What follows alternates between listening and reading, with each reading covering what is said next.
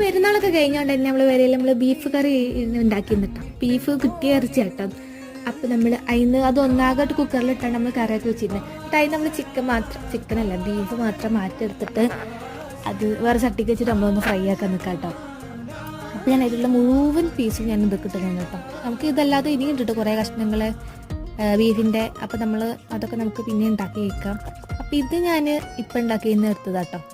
എന്നിട്ട് അതൊക്കെ ഞാൻ വെളിച്ചെണ്ണ ഒഴിച്ച് കുറച്ച് അധികം ഒഴിച്ചിട്ടുണ്ട് കേട്ടോ. എന്നിട്ട് ഞാൻ നന്നായിട്ടൊന്ന് മിക്സ് ആക്കി എടുത്ത് വെളിച്ചെണ്ണ ഒഴിച്ചാൽ പിന്നെ എല്ലാതും നല്ല ടേസ്റ്റ് ഉണ്ടാവല്ലോ. എന്നിട്ട് ഞാൻ നന്നായിട്ട് മിക്സ് ആക്കി എടുത്തിട്ടുണ്ട് കേട്ടോ. അപ്പോൾ അതിൽ കുറേ ലെതർ പോലത്തെ കഷ്ണങ്ങളുണ്ട്. ആ കഷ്ണങ്ങൾ കാണാൻ ഇഷ്ടമല്ല. എന്തോ പോലെ ഒരു പാട കഷ്ണങ്ങളാണത്. അത് ഞാൻ കഴിക്കലില്ല കേട്ടോ. അപ്പോൾ നമ്മളതൊന്ന് മിക്സ് ആക്കി എടുക്കണം. പിന്നെ നൈക്ക് ഇത് വേണം മീറ്റ് മസാല. പേരയിൽ എവിടെ നോക്കിയിട്ട് മീറ്റ് മസാല കാണില്ല. പിക്കിൾ പൗഡർ ഉണ്ടോ, ചിക്കൻ പൗഡർ ഉണ്ടോ, ചിക്കൻ മസാല, അല്ലെങ്കിൽ ആവശ്യത്തിന് സാധനം കാണില്ലല്ലോ.